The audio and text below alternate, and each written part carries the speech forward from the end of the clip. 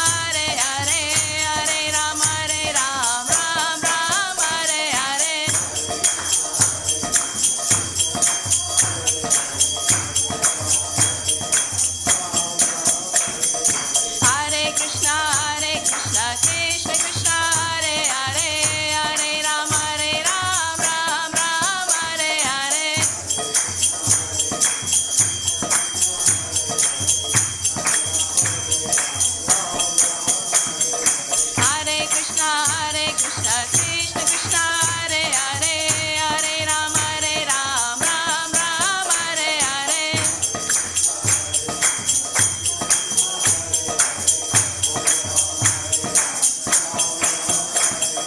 Hare Krishna Krishna Krishna Hare Hare Hare Ram Ram Hare Hare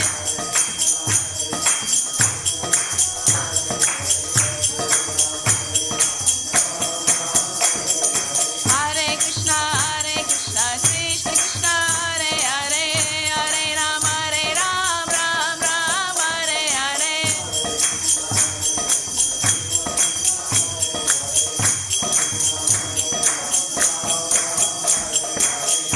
Hare Krishna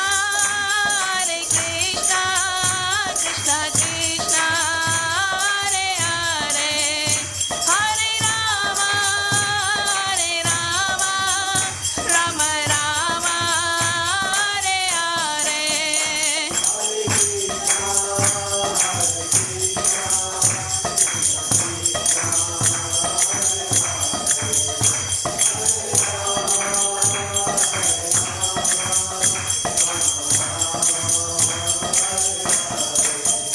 Hare Krishna Krishna Krishna Hare Hare Hare Rama Rama Rama Hare Hare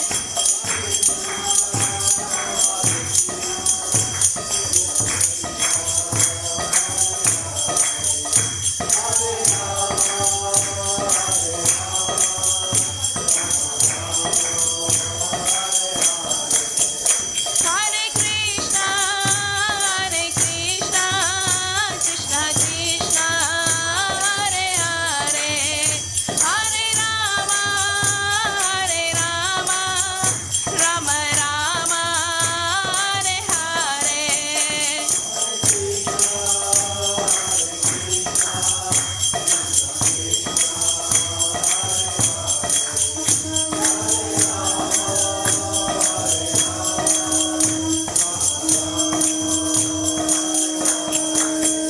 Jaya Radha Gokula Nanda Radha Gokula Nanda Radha Gokula Nanda Shri Radhe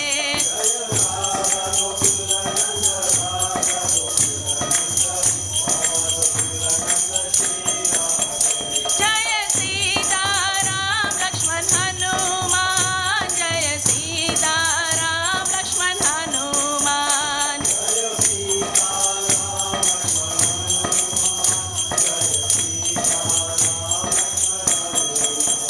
Jaya Gauranitai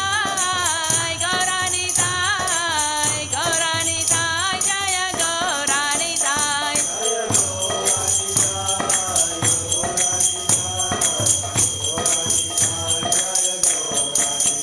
Jaya Jaya Prabhupada Jaya Jaya Prabhupada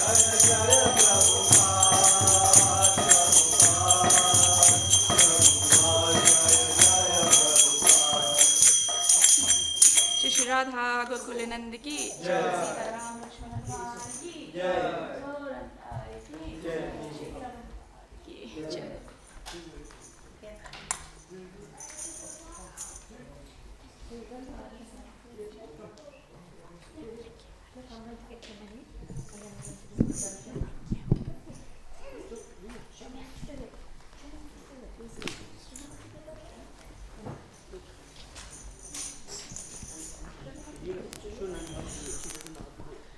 Namaste Narasimhaya.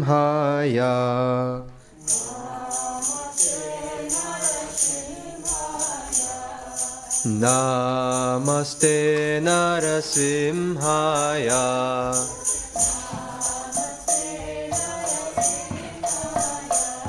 Pralada Lada Daine.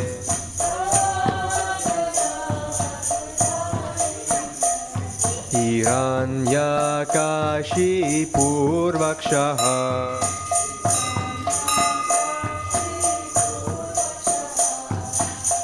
Shilatanka Nakalaye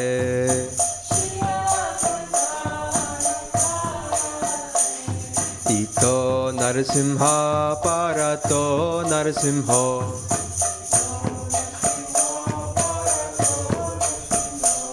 Yato Yato Yamitato Narasimha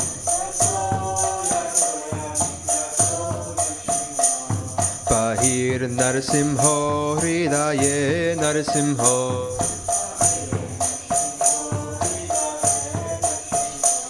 Yato Yato Yamitato Narasimho Pahir Narasimho Hridaye Narasimho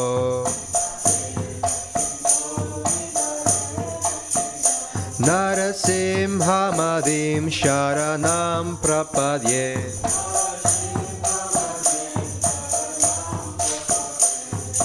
Tavakara Kamalavare Nakam Abduta Shringam Talita Hiranyakashipur Tanu Bringam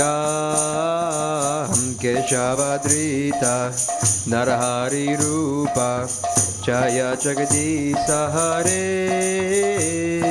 Jaya Jagadisa Hare Jaya Jagadisa Hare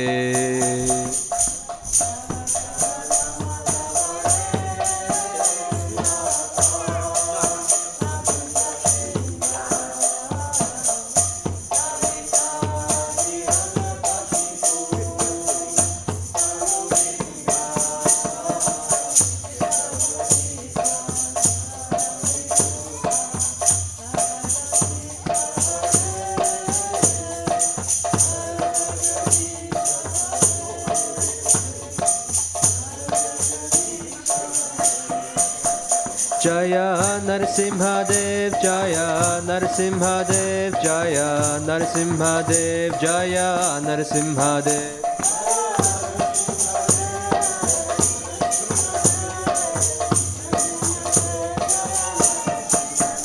Jaya Prahlad Maharaj, Prahlad Maharaj, Prahlad Maharaj, Jaya Prahlad Maharaj.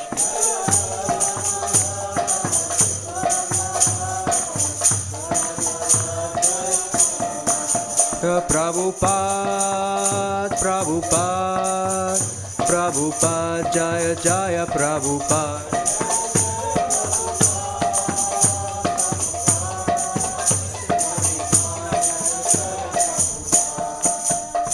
Narasimhadeva ki, Prahlad Maharaj ki, His Divine Grace A.C. Bhaktivedanta Srila Prabhupada ki, Gaura Premanande.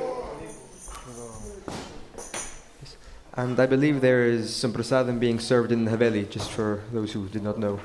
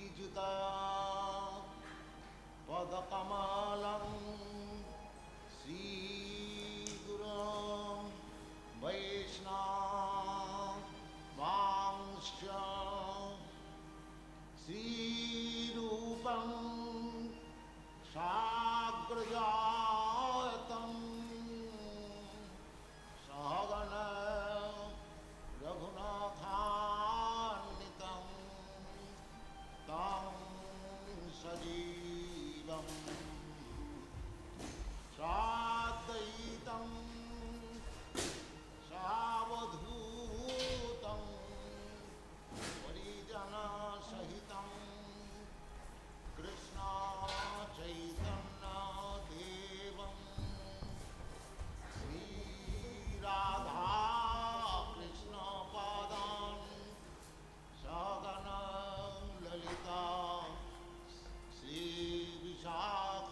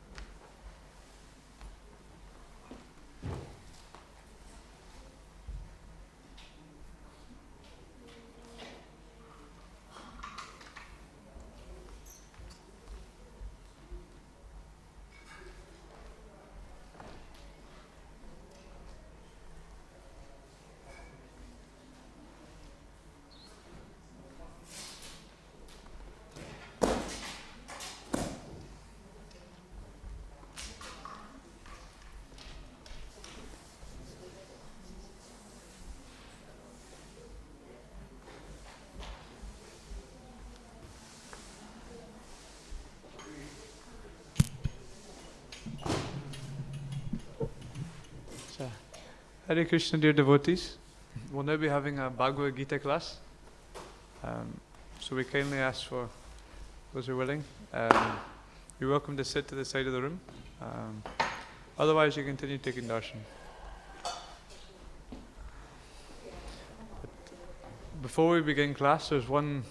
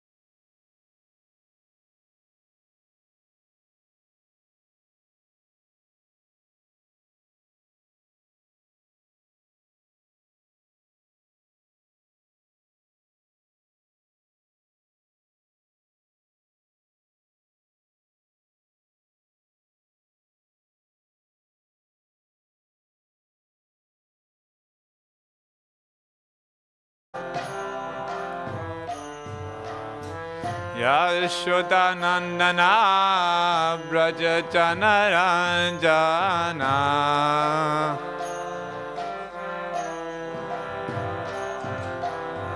Yashodanandana Brajachanaranjana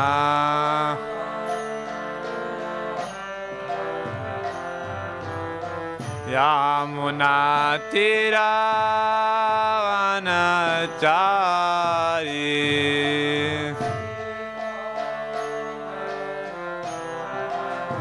Yamunatira Vanachari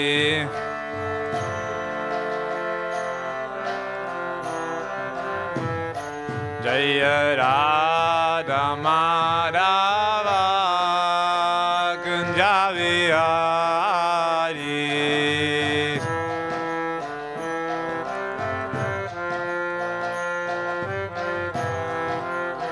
Jaya Gopi Janavallabha Girivaradari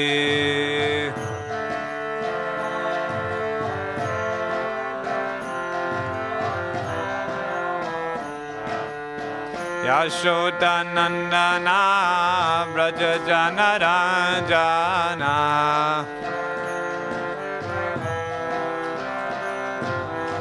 Yashodanandana Brajachanaranjana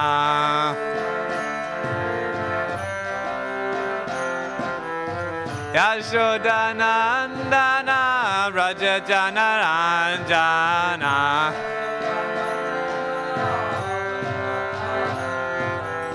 Yamunatira Vanachari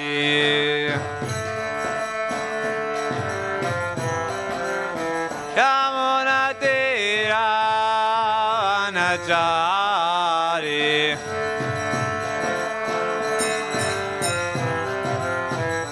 Jaya Radha Ramadava Kunjavihari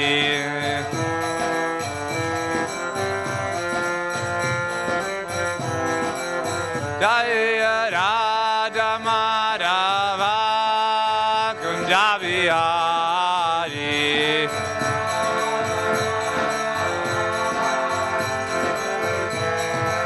Jaya Gopi Janavalabha Girivardhari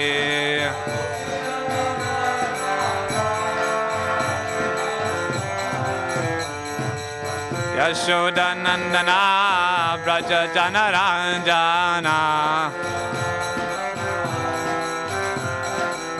Yamunatira Vanachari Jaya Shri Krishna Chaitanya Prabhu Nityananda Shri Advaita Gadadhara Shivasari Gaur Bhaktivedanta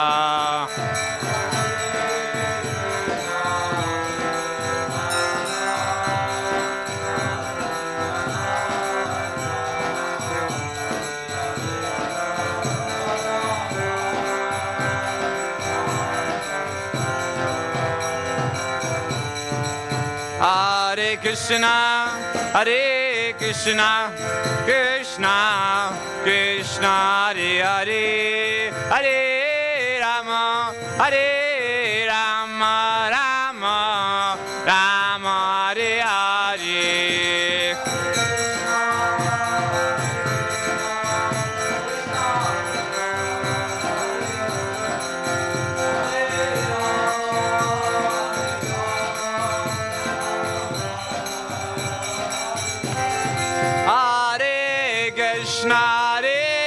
Krishna, Krishna, Krishna, Hare Hare, Hare Rama, Hare Rama, Rama, Rama, Hare Hare.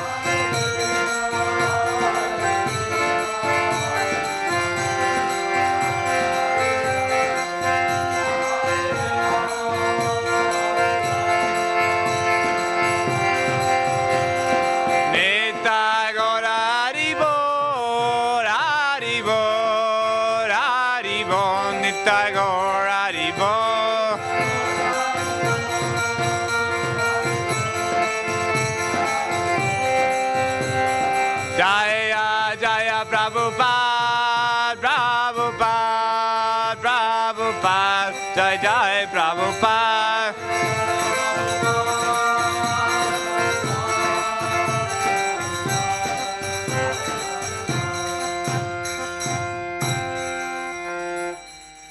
Jai Shri Prabhupada ki, Jai Gaur Premanande.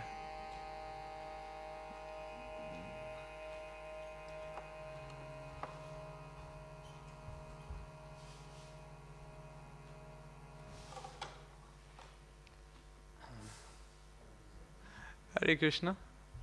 Thank you everyone for being here. So now we're giving class from Bhagavad Gita. Who's heard of the Bhagavad Gita? Yes. Very famous book. So before we begin, we seek blessings. Bhagavad Gita is part of the Mahabharata. This huge book, Mahabharata. They said there is nothing anywhere else which is not in Mahabharata, but there's things in Mahabharata which are nowhere else. So Mahabharata's got everything. And the Gita, right in the middle, this is the philosophical part. This is like the nectar, the real bit that we really want. So who knows who composed the Mahabharata? Who wrote it? Anyone know? Can you tell me who wrote it?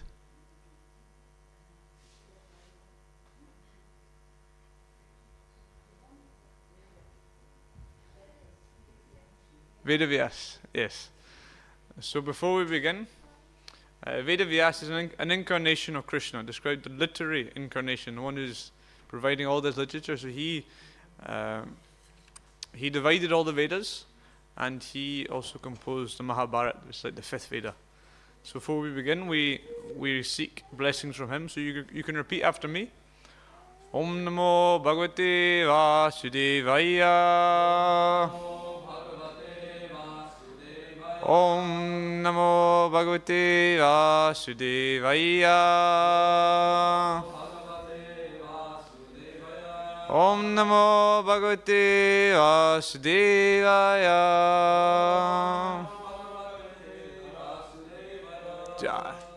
Can you feel the blessings? So we're reading from chapter 7 of the Gita. This is entitled Knowledge of the Absolute. This is when the Gita begins to get very exciting. So we're reading text 6. So perhaps maybe one time we can repeat it and then we can do word for word, because I'm not sure everybody has a copy of the translation. So first, if you can repeat after me. Etad yonini bhutani sarvani chupadaraya aham krishnasya jagata prabhava pralayastata. Okay, and then we'll do word for word. Etat, these two natures. Yonini, whose source of birth. Bhutani, everything created. Sarvani, all. Iti, thus. Apadaraya, no. Aham, I. Krishnasya, all inclusive. Jagata, of the world. Prabha, the source of manifestation. Palaya, annihilation. Tata, as well as. Translation: all created beings have their source in these two natures. Of all that is material and all that is spiritual in this world, know for certain that I am both the origin and the dissolution. Krishna here speaking to Arjuna. So Srila Prabhupada is given a purport. Prabhupada's purports are described actually, for us, are almost more important than the verses, because this is how we actually access into the verses. So Prabhupada is saying, everything that exists is a product of matter and spirit. Spirit is a basic field of creation, and matter is created by spirit. Spirit is not created at a certain stage of material development. Rather, this material world is manifested only on the basis of spiritual energy. This material body is developed because spirit is present within matter. A child grows gradually to boyhood and then to manhood because that superior energy, spirit soul, is present. Similarly, the entire cosmic manifestation of the gigantic universe is developed because of the presence of the supersoul, Vishnu. Therefore, spirit and matter, which combine to manifest this gigantic universal form, are originally two energies of the Lord, and consequently the Lord is the original cause of everything. A fragmental part and parcel of the Lord, namely the living entity, may be the cause of a big skyscraper, a big factory, or even a big city, but he cannot be the cause of a big universe. The cause of the big universe is the big soul or the super soul, and Krishna the Supreme is the cause of both the big and the small souls. Therefore, he is the original cause of all causes. This is confirmed in the Katha Upanishad 2.2.13. Nityo nityananam chetanas chetananam. Jai. Srila Prabhupada ki. So again, before we begin the class, we'll recite the Mangala Charan. These are auspicious prayers for invocation. Those who know, they can join in.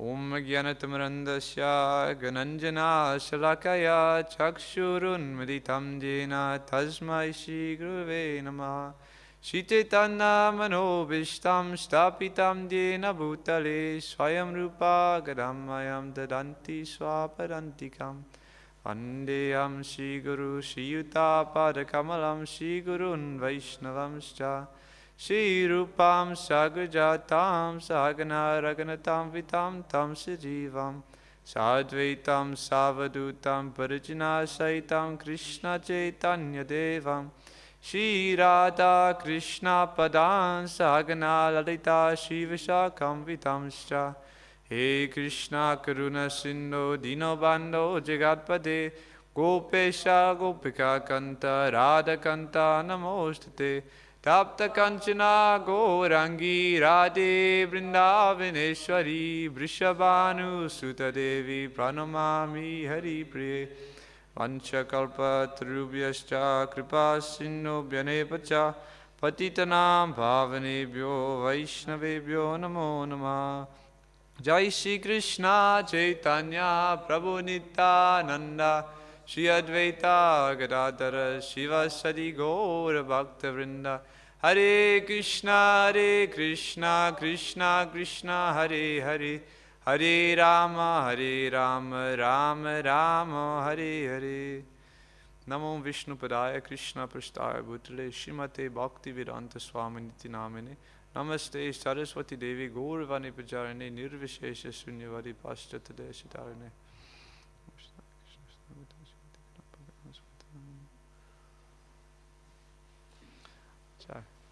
Hare Krishna. Yeah, they say spiritual life is all about taking shelter.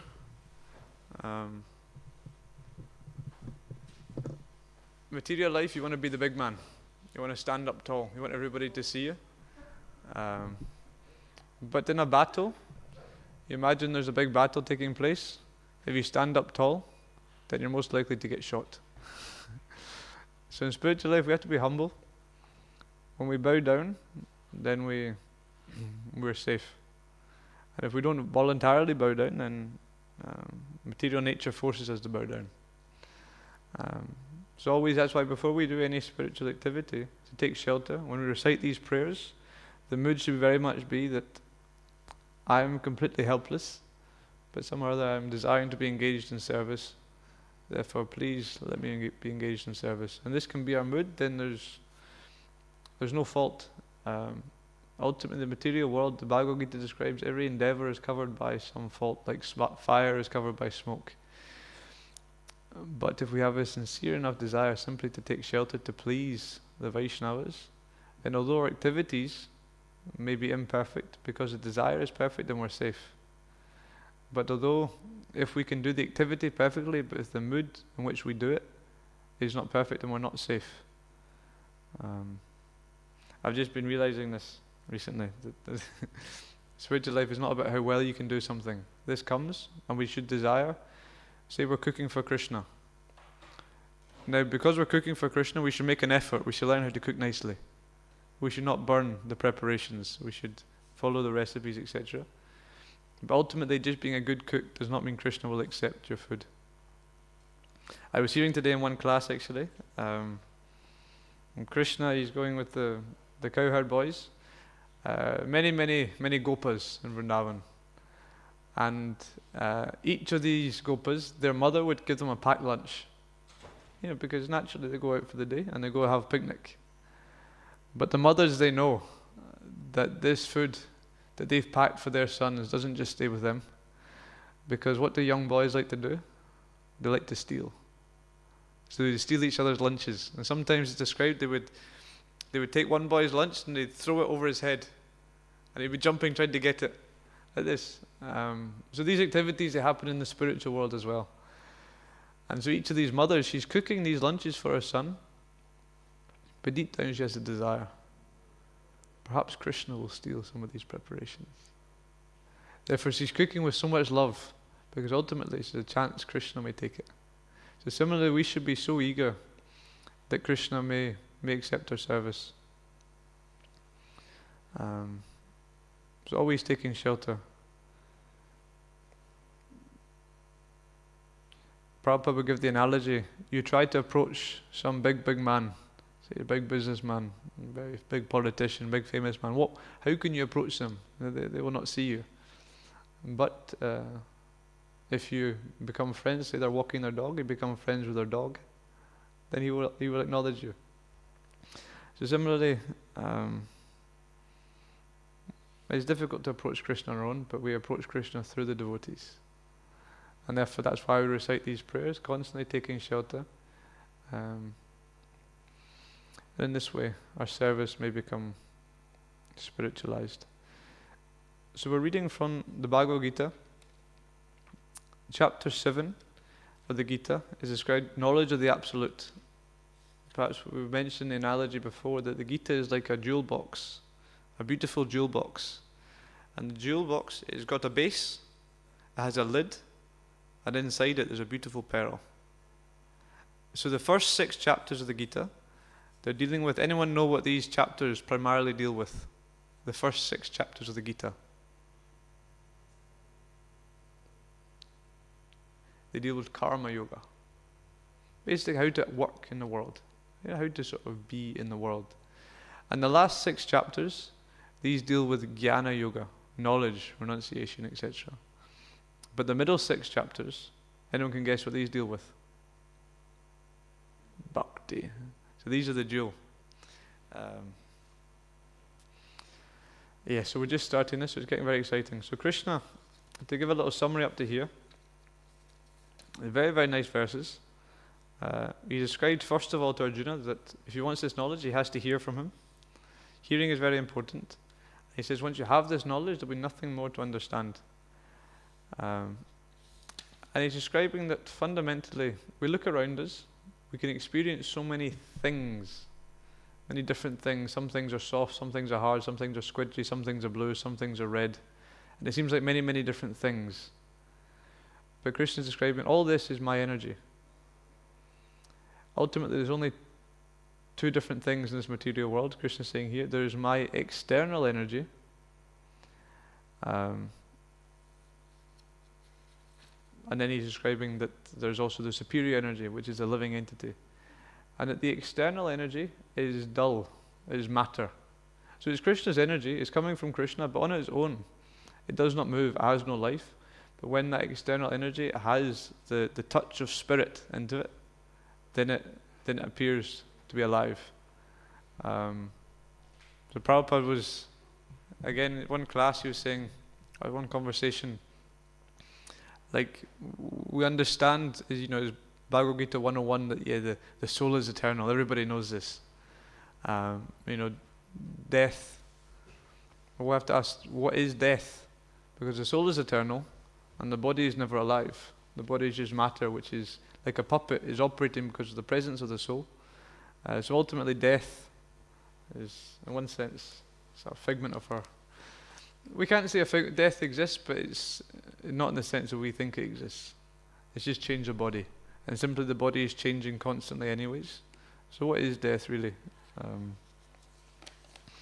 So here in text 6, which we're reading today, Krishna is describing that all created beings have their source in these 2 natures. So these 2 natures referring to the inferior material energy and the superior spiritual energy.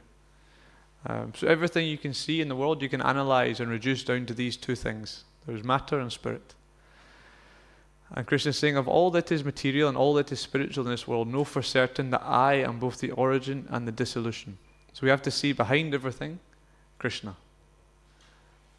Some people, they can ask you, so have you seen God? Have you seen God? And what do you say to this? But one Vaishnava, he said, well, before you see God, you see His hand. You see how actually everything is operating by God's, by His will. You can actually see how every single aspect of your existence. Some people, it's interesting that their conception of life is somewhat limited. Like I was meeting one woman, I remember one time on the street, and she said, yes, I used to believe in God. I used to believe in God, but my husband, he was taken away. He died. And he was only 50. How can God do this? I cannot believe in God. Many people have some experience like this, and it's genuine. Previously, they were raised in a way which they believed in God. They thought that was the way the world worked. And a certain bad incident happens in their life, and therefore they no longer can believe. But this is a very limited and narrow conception of the world. Because really, what she's saying, she was upset that her husband died when he was 50. But perhaps if my husband had lived till he was 75, then I would believe in God. If he lived till he was 75 and then died, then I can believe in God. That's fair. So it's a very limited understanding of life, because ultimately, death is still there. And so Krishna is teaching us to see that actually the origin and the dissolution of all this matter is by His will. And so when you engage in the process of Krishna consciousness, or actually different Krishna consciousness, the initial stages are about elevating our consciousness. When we go to the mode of goodness, we eat the right food, we sleep at the right time, we are clean. These things, they simply allow us. It's like the pond is very turbulent, so you cannot see clearly what's happening there. So if you're in the mode of goodness, certain things, you eat vegetarian, you do not eat, you don't take intoxication, you do not gamble, no illicit sex. These activities, they help to calm the consciousness. And when the consciousness is calm, you can see things clearly. And you can start to appreciate, actually, is it not phenomenal that we're alive? It's interesting. I would recommend, if anybody's a chance, to go onto a busy high street and just watch people. People zoom by. We're out today, I was laughing. Bishal, for those of you who know Bishal, he has one line which I like. He says, before you break the speed limit, as people come zooming by, and then they stop, and then he speaks to them and gives them a book. But they're going so fast, because their consciousness has never allowed their consciousness to settle to such a degree that they can actually appreciate the fact that they're alive, that they can appreciate the fact that I'm a personality. What am I looking for? I'm looking for happiness. Why actually am I in this situation? And so people, oftentimes they're complaining about their life, the cost of living, because of this, or my bones are very sore, I've got a bad back, or the work, or whatever it is they're complaining about. But fundamentally, they cannot actually appreciate the entirety of the situation. Like, why am I in a place where there is suffering at all? Jai Shri Shri Radha Gokulananda Bhagavan Ki. So spiritual life is, initially about elevating our consciousness to see things and coming to the point of actually inquiring.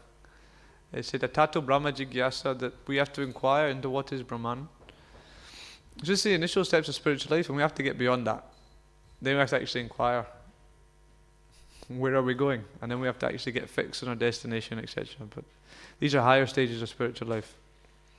So going back to this verse,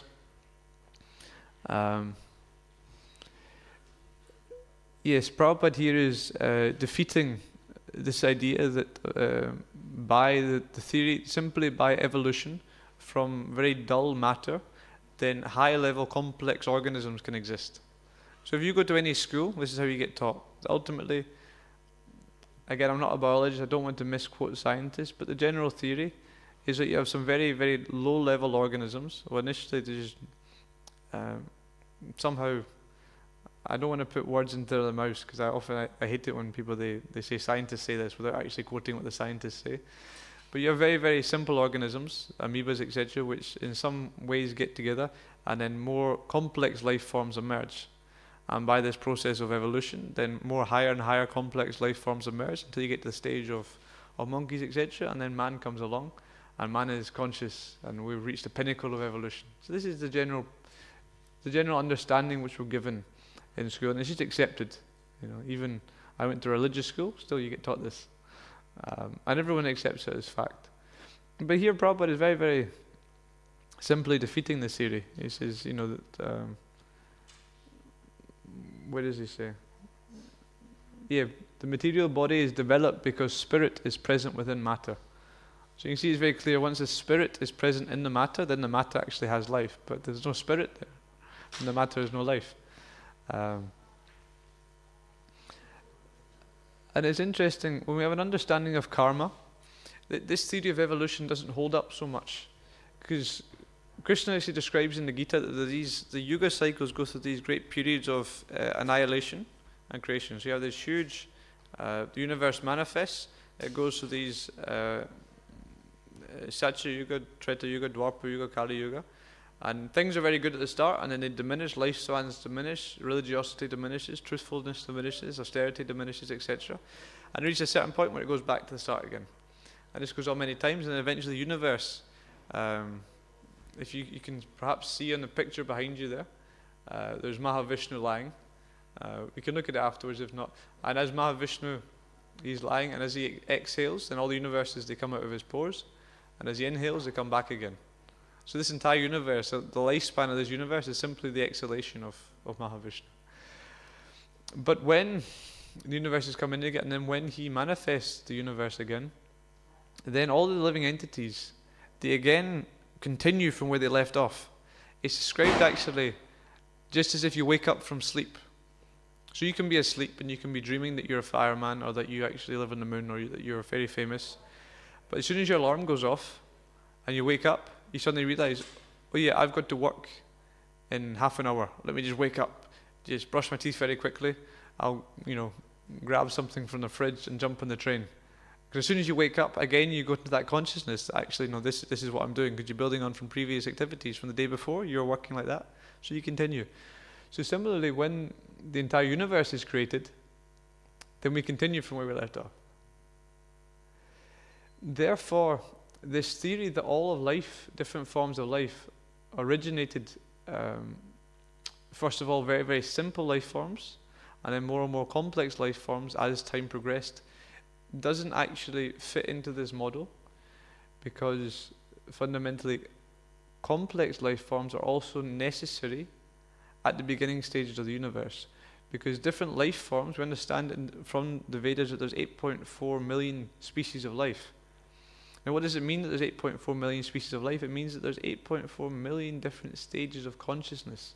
Each life form is simply a different way to facilitate particular desires and particular karma.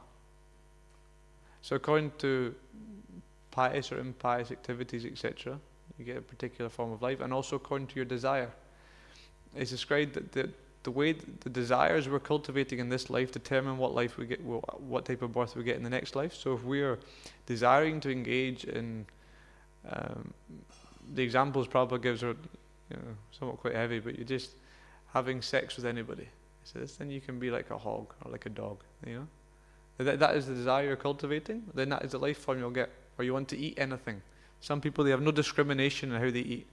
It doesn't matter if it's plant, vegetable, old, out of date, anything, they just eat like that. Well, you can get the body of an animal that eats like that, because you're cultivating that desire. So these 8.4 million species of life to facilitate all these different desires. So these different species of life, these perennially exist. So it's not that at a certain stage in creation these come into being. These are always out. They're not always manifest, etc. Over time, some are more prominent, some are less prominent. Ultimately, in their archetypal blueprint, we could say, they're always there.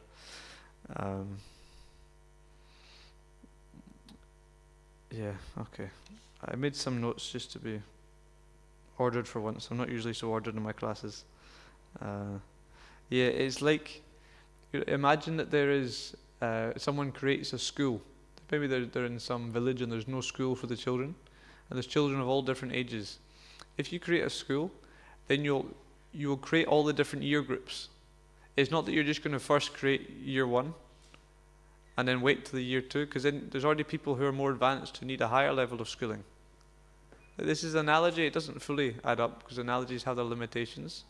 We understand how you'd have to facilitate all the different ages when you make one school. Some of the universe is actually a facilitation of our desires.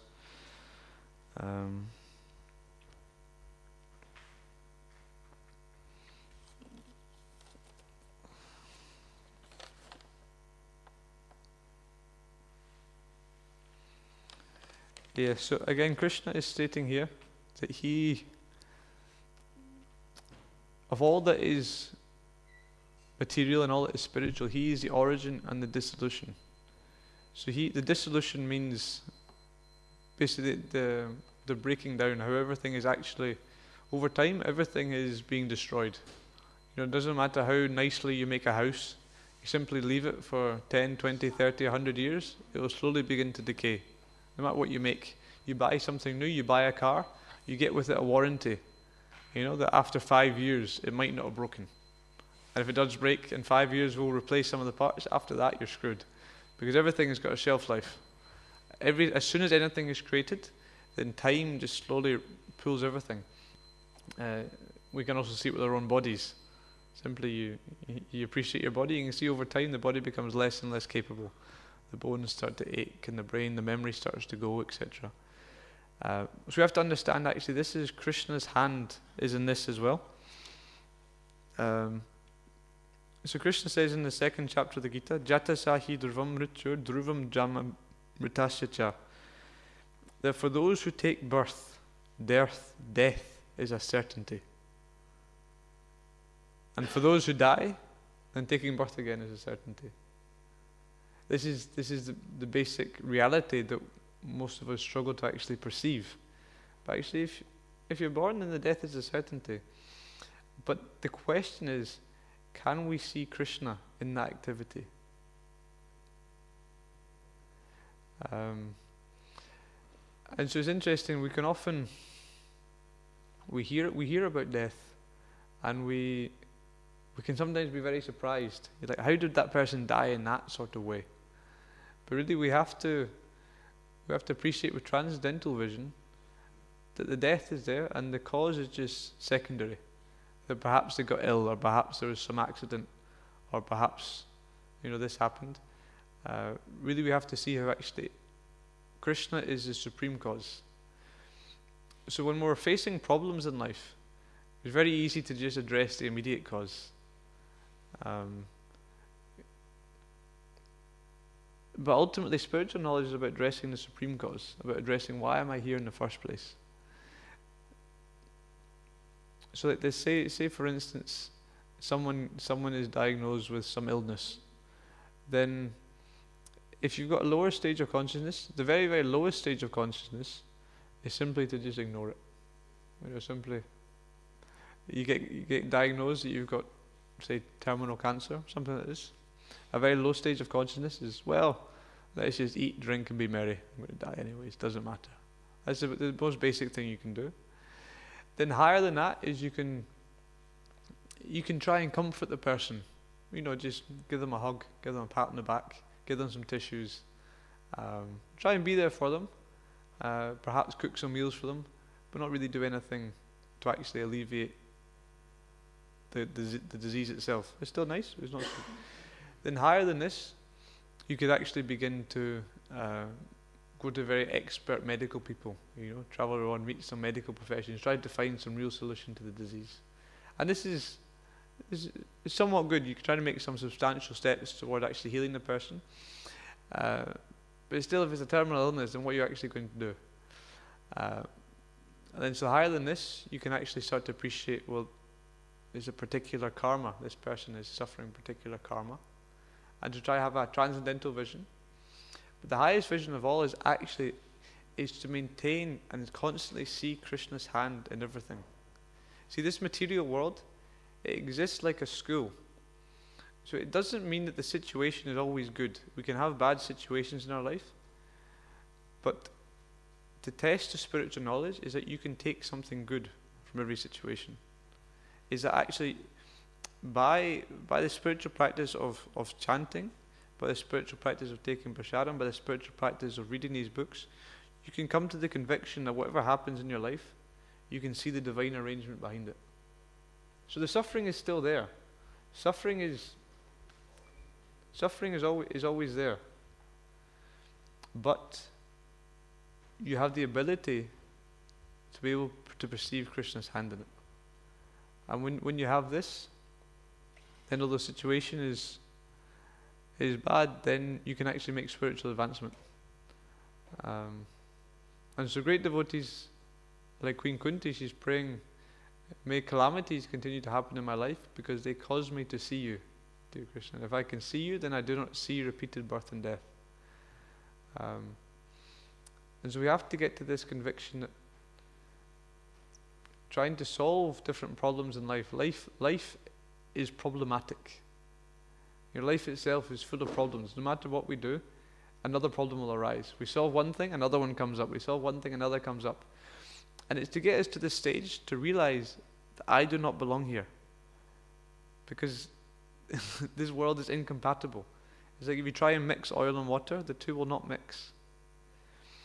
And so always Prabhupada described it as like will-o'-the-wisp, thinking that just in the future, at some point, we're going to solve all these material problems. Because right now there's some issue. Is this person at work? This person at work is driving me insane. But once that person's gone, then it'll be good.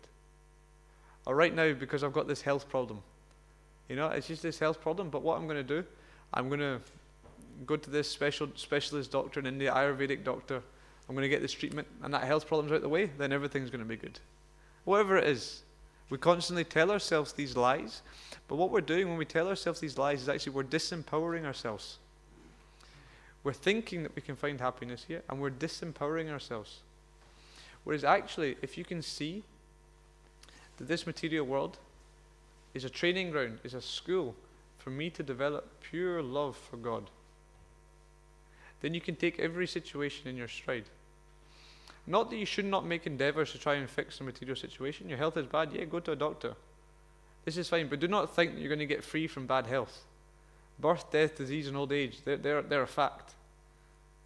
So the test is, look after your health, but it's described that we cannot over-endeavor. Anything, we're due, for instance, we're due a certain amount of wealth due to our karma. And so, if you're working, you should work. You earn some income, etc., to look after your family, do certain duties, but you have to not over-endeavor. Over-endeavor means to strive for that which is not actually due to your karma. And if you do that, it will simply cause excess stress and anxiety in your life, and it will cause you to become deviated from your spiritual path. It will cause you to actually forget the reason you're here. So it's described like this material world is like we're waiting at a bus stop. You're waiting at a bus stop, okay? It's fine, you can wait there, you can maybe put on a coat, make sure you don't get too cold, and put in some music to listen to. But you don't start painting the walls, because you're only going to be there for a little while, and you've got much more important things to do. But the problem is that unless we are around spiritual people, unless we're constantly chanting Krishna's names, unless we're constantly reading these books, unless we're actually trying to serve Krishna, we'll forget, constantly. This material energy is so strong that we'll constantly forget. Therefore, we have to make, spiritual life will not happen by accident. We're not going to become self-realized by accident. It's not a matter of just, whatever it is, getting some fancy dhoti or going to India for a while or whatever it is. It's not going to happen just like that. It requires serious, dedicated effort prolonged over a sustained period of time. We have to endeavor with intelligence, confidence, and be patient. Utsahanishyadyaya tat tat karma pravartana. And the way we have to be convinced, there has to be a conviction there. Because this patience means that you have to know that what you're getting in for is much, much higher than anything you're giving up. Renunciation. What is renunciation? Okay, people say you live very silly, you don't eat. It's like, say for something like eating meat. For a devotee, it's like, it's not austere to not eat meat. And no one wants to eat meat. Because we know that actually, eating meat, it doesn't taste very nice, it's bad for your health, it's horrendous karma. And we've got so many nice vegetarian dishes, it's like, what's the question of eating meat? Similarly, actually the entirety of our spiritual life should be like that. Whatever we're giving up, we're not even giving up. It's distasteful. But that only comes by when we actually have real spiritual taste. And therefore we have to make that conscious effort repeatedly. It's not just to go on a retreat and think, well, I've done it now. I've gone on some spiritual retreat, or I've lived at a temple for a little while. I've done it. It's like, no, it has to be a constant thing. Every day, because we'll just get washed away by the material energy. And so we have to be convinced that our life is immensely valuable. And once you're convinced of the value of this opportunity, and not just theoretically convinced, but properly realized convinced, with utmost conviction, then you're not going to waste this life. Then you're going to know that actually Okay, I may have some desire that these people are annoying me. I want to just be away from these people, these devotees, etc. But if you know that's going to hamper your spiritual life, then always prioritize. Constantly prioritize. Actually, whatever austerity I have to put up with right now, the ultimate gain is so much higher. And so this comes by, we have to have real taste, and that taste, different devotees get in different ways, but by association and by reading. Understanding this philosophy. Prabhupada said, try to understand Krishna. Prabhupada did not say understand Krishna. Prabhupada said try to understand Krishna. You cannot understand Krishna, but by making that sincere endeavor to try to understand Krishna, then Krishna reciprocates. And therefore, we have to read these books. Understand, Prabhupada was not sleeping to give us these books. Therefore, we have to make these books dear to us, because these are ultimately what giving us light to get out of the darkness of this material world. But it's like we're drowning in a well, and someone throws you a rope. You say, "Oh, thank you very much," and you stay in the well. And then you're getting upset, I just feel stressed, and I find it difficult to practice spiritual life and do work at the same time, and all these different things. I find it hard to live in the ashram, and I don't like doing this service, and It's because we're not grabbing onto the rope. The rope is there, but we have to grab onto it and take responsibility for our spiritual lives. So I'm speaking to myself here because I'm very lazy, I'm not taking responsibility, and I like to moan. But I'm just trying to realize actually our strength in spiritual life is our happiness. Ultimately, we have to be. Faith means that we put faith in what we think can give us happiness, and therefore we have to protect our happiness in spiritual life. And if you look around at who's the happiest devotees, we had Nityananda Trayodashi on Wednesday. Amazing festival. But we came back from Harinam. I was hungry. I went to take prasad. And we were very happy. But then, I was thinking, the thought was, I should help serve prasad, but many devotees were there serving prasadam already. And then I was at the end, I went back to get second. One devotee, there was a couple of devotees left, serving at the last prasadam. And they were the happiest. So when we say prioritize your happiness, actually it means, it means taking on responsibility and actually,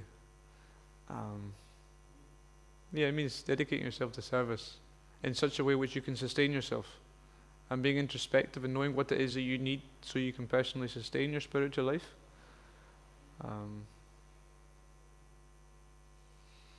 In this way you can make that sustained endeavor over a long period of time, and you can reap the results. Bhaktivedanta Maharaj said, every single one of my disciples can go back to Godhead this lifetime. But it's not going to happen accidentally. Spiritual life means you need to get a taste, you have to be convinced, and you have to put in the effort. So again, I humbly pray that I can be the first listener to this class and try and be less hypocritical in the entirety of my devotional service. But perhaps if there's any reflections or comments or questions from the Vaishnavas so far. Jai Rasananda Sankirtan Prabhu.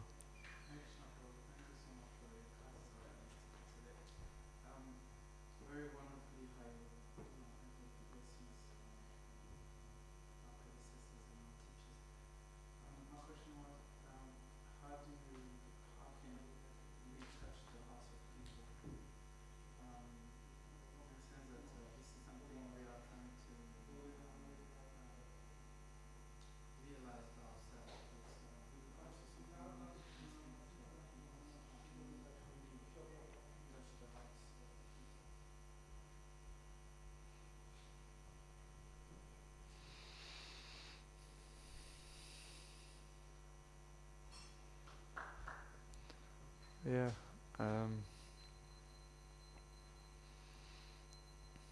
See, it's interesting, like, for people who are advanced spiritually, they have a different level of compassion. You've heard this story. Prabhupada is in Australia, I think, And early in the morning, he's driving from one temple to another. I'm not so good with stories, and different stories get muddled up in my head. I may be mixing up details. But the basic premise is Prabhupada is driving by, and he drives past a golf course. And he sees these old men out hitting balls into holes, etc. And Prabhupada, what is this? And Prabhupada's like, what is this? I said, Prabhupada, this is golf. These are old men. This is the end of their life. Simply all they're doing is hitting the ball into a hole, and Prabhupada starts crying. And similarly, there's another time Prabhupada's stuck in traffic. This was very early in the morning. Prabhupada's stuck in traffic, and one devotee, he's driving, and he shares this story because he's thinking. Prabhupada says, "Why are all these people stuck in traffic?" Prabhupada says, the devotee says, "Because they're going to work. They're commuting." And this devotee driving, thinking, "I'm just so glad I'm not part of this hustle and bustle anymore. I'm so glad that I'm not part of this rat race. I'm a devotee now." Whereas Prabhupada again starts crying. You see, these people, they're suffering. They've got no idea about where they are. So that his level of compassion is so much deeper because he is so much deeper. There's one to Kesha Maharaj, he says, you can only touch someone as deep as you've gone yourself. So most of us were dealing with materialistic compassion. Oh, poor you, poor me. Mainly poor me. We're so much obsessed by ourselves. But real compassion comes about by deeply understanding, again, this opportunity that we have. And then also appreciating how we've been touched in our own lives. That when materialistic life makes you cold-hearted, material life makes you numb. That's what it does. It makes you self-centered, and therefore numb and cold. And therefore, simply caring about someone is immensely powerful. For instance, devotees, like we understand we're not the body, but I remember Kripa Mahaprabhu was saying, but we have bodies. Simply you look after, one devotee sick, you look after him, that touches someone's heart. You just think about in your own life when someone has touched your heart, when you really just think, well, this is meaning a lot to me. And then think, well, how can I be that change in someone else's life? And it's so simple, but for so often I find I constantly can't do it. I cannot be that instrument of compassion, etc. Because again, this self-centeredness, this materialism just covers us, and we just think about ourselves. And therefore we have to become an instrument. Bhakti Tirtha Maharaj, he says every single one of our acharyas is an emblem of compassion, an ambassador of compassion. Because it's not about yourself anymore. You got to that stage where you realize, actually, no, I'm completely protected. Krishna's complete, but you completely give yourself.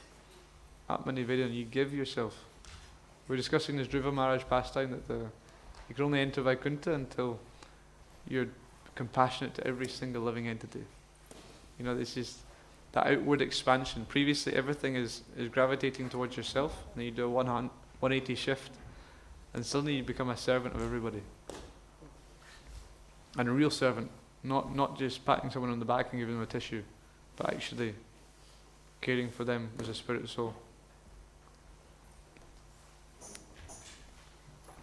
So, way to develop this is Sankirtan. So we're close to finishing. Oh, we've got magic screens now. There's one more question we can maybe do quickly before. Yeah, thank you for the afternoon. Thank you for being here. You're speaking about the book, and now it's about compassion. And I'm thinking, for me, it's actually very scary to have this level of compassion for people where, it's so selfless.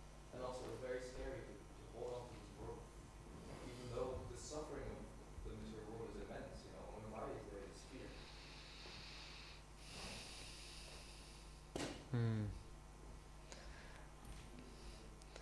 Yeah, when you see people like they're walking with the cigarette packet that's got a picture of someone dying, with diseased lungs on it, but still they smoke.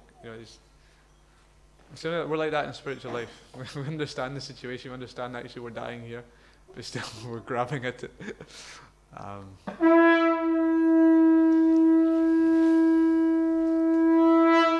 So we'll continue the discussion afterwards. But now we're going to sing for the pleasure of the Lordships. Jai. Grantaraj Srimad Bhagavad Gita ki, Srila Prabhupada ki, Shri Radha Gokulananda Bhagavan ki.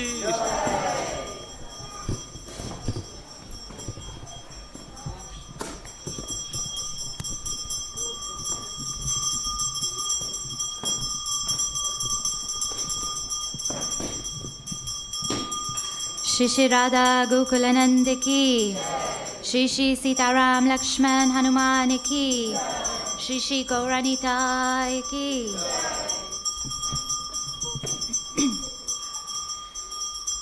Jaya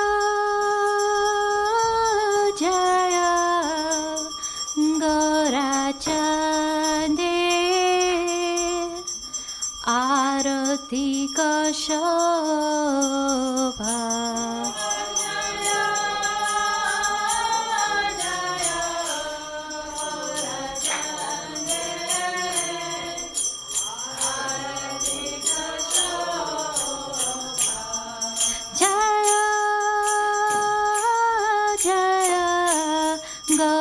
Chande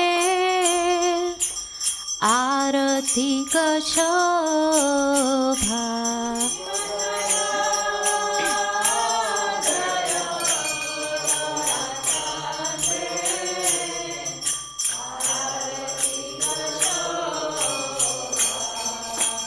Jana vitatavane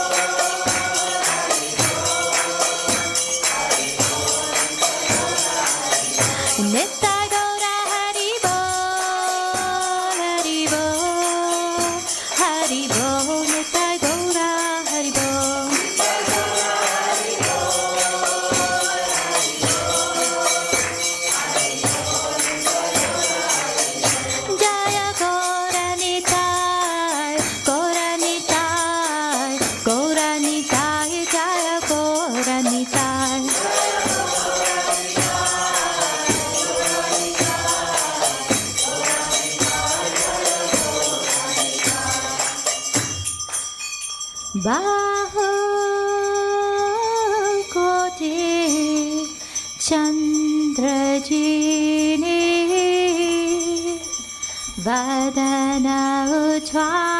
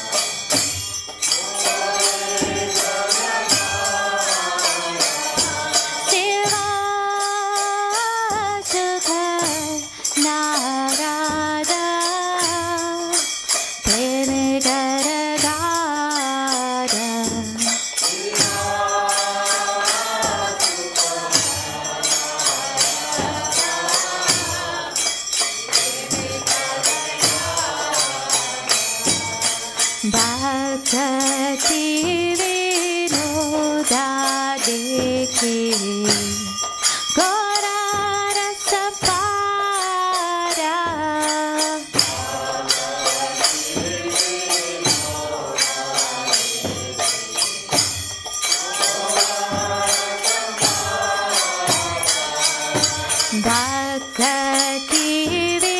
Bhaktivedanta dekhe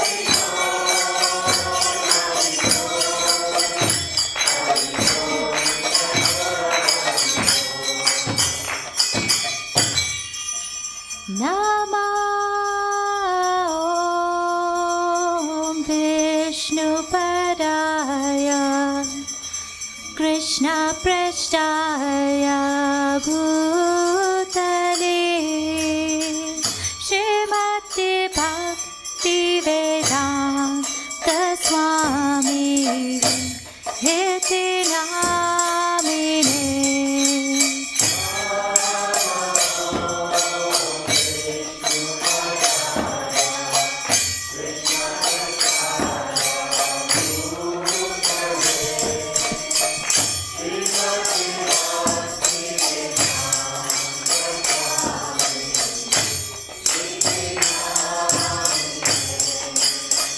Namaste Saraswati Deve Gauravani Pracharine Nirvishesha Sunyavadi Paschatya Rishatarine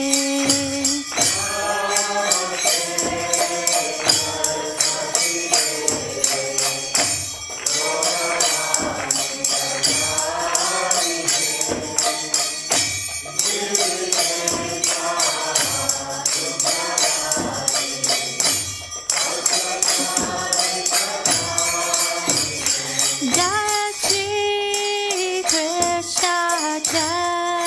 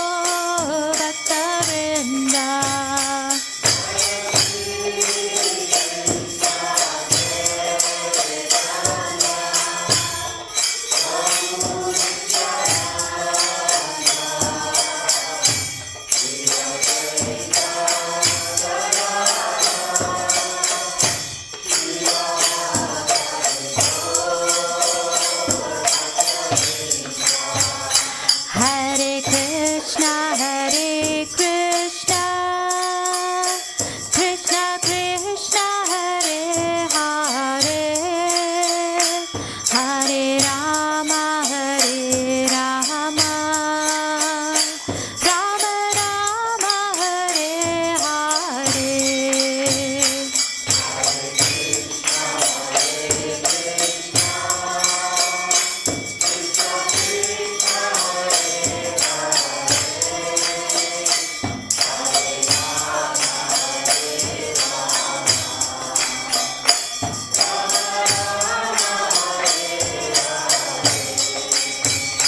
Hare Krishna,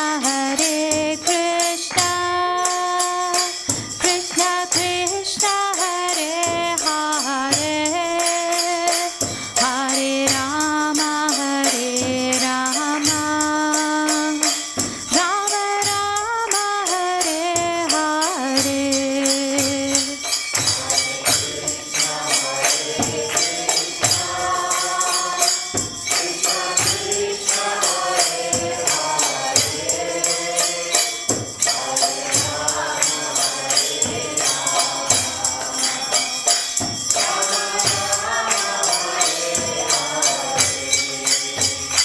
Hare Krishna, Krishna Krishna, Hare Hare, Hare Rama, Rama Rama, Hare Hare.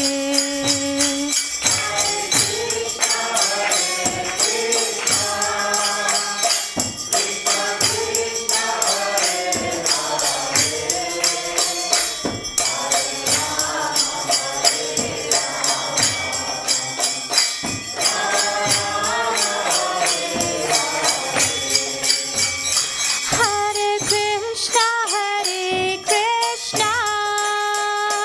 Krishna Krishna, Hare Hare, Hare Rama, Rama Rama, Hare Hare.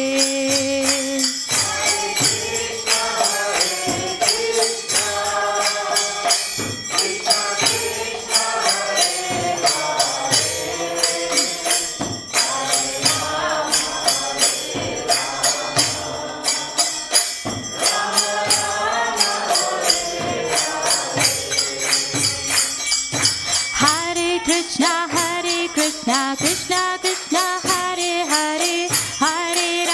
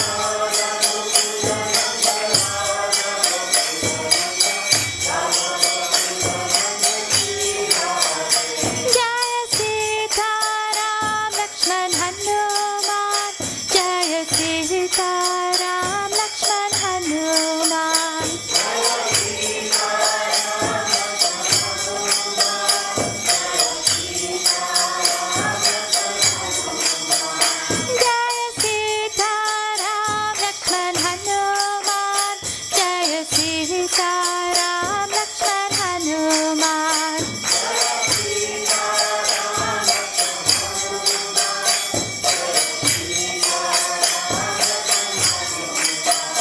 Jaya Gauranitai, Gauranitai, Gauranitai, Jaya Gauranitai.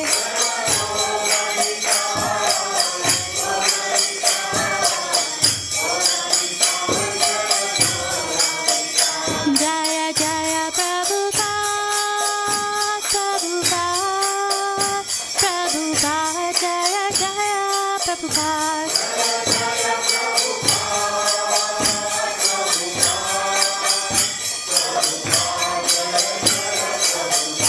Nittai Gaura Hari Bol, Hari Bol, Hari Bol, Nittai Gaura Hari Bol.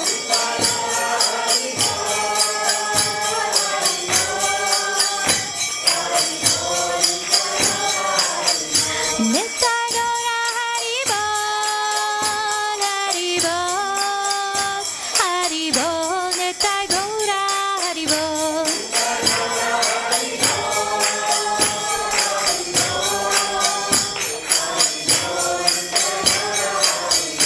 Hari Bol, Hari Bol, Nittai Gaura Hari Bol. Hari Bol, Hari Bol, Nittai Gaura Hari Bol.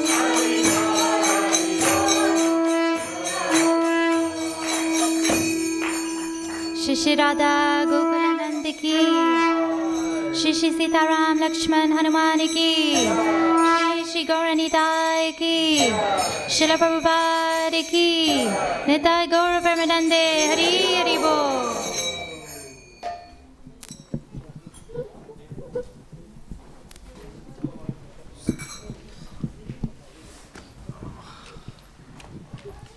We'll have to sit down now, sing the Nrsimhadev praise.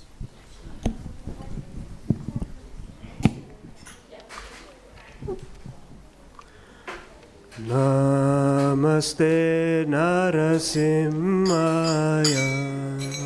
Namaste Narasimhaya. Namaste Narasimhaya.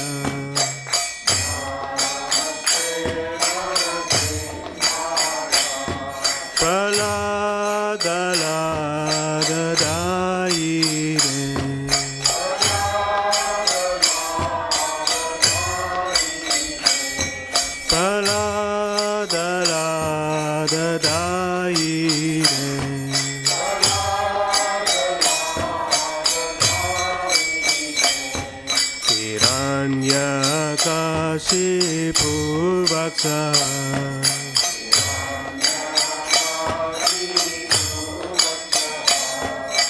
Sila Tankana Kalaye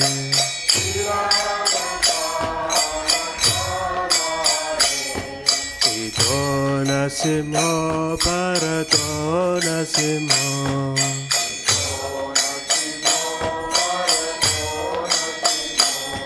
Yato Yato Yamita To Nasimo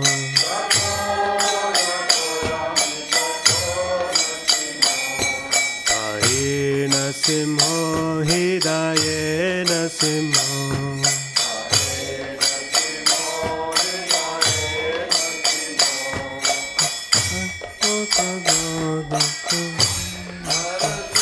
Mamadem Saranam Prapate Narasimha Madim Saranam Prapate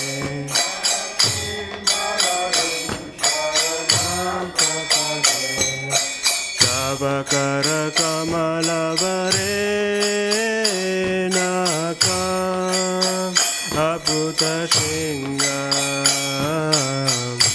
Dalita Hiranyakashipu Tanu Bringam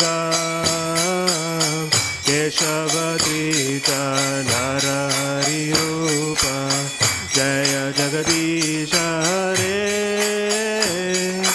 Jaya Jagadisha Hare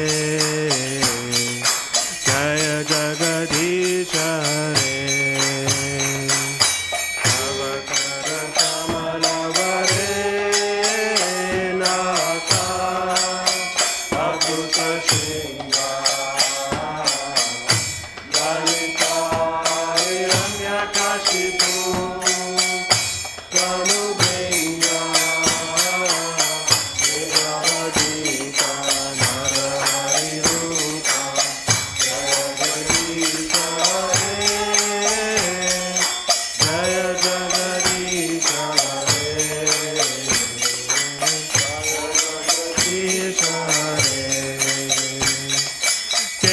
Keshavadrita Narari Rupa Jaya Jagadisha Hare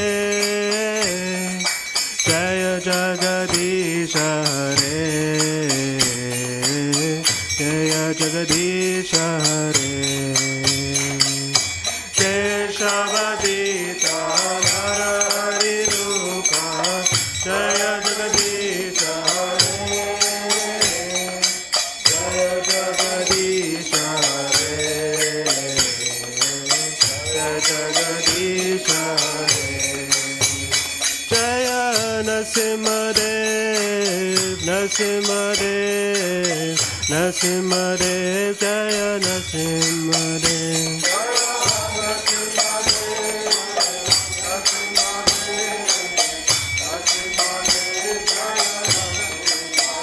Jaya Prahlad Maharaj, Prahlad Maharaj, Prahlad Maharaj, Jaya Prahlad Maharaj.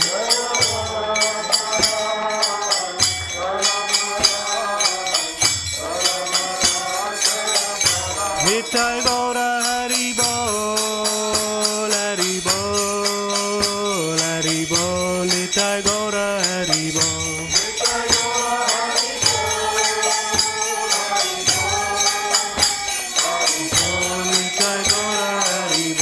Jaya Jaya Prabhupada, Prabhupada, Prabhupada, Jaya Jaya Prabhupada.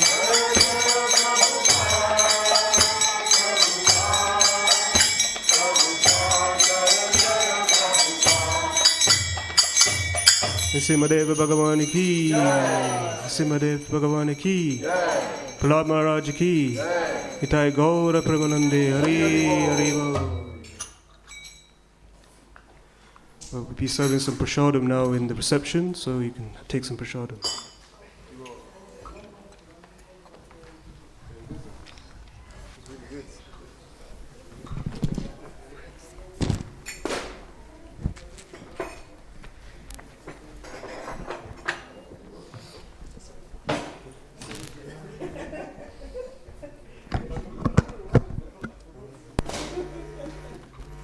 That's why I said here.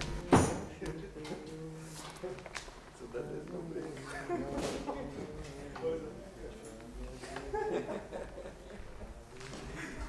That's okay. You're human. Nobody's. You got confused two times. That's over there. Yeah, that's over there. Sir, that's good. Yeah. I heard it. Okay. It's not yet. Your friend. Yeah, who knows whether you have your three? I know you told me your three, right?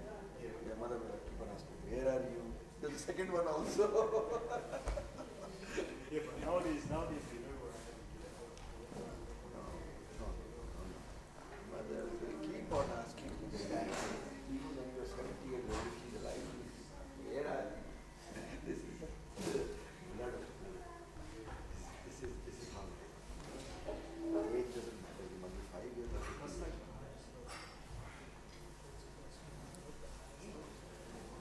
Yes. In any animal world. Even the fear system,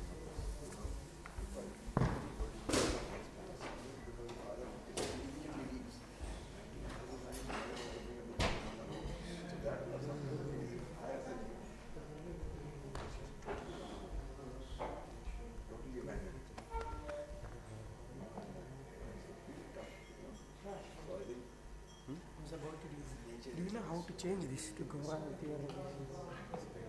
You need to learn.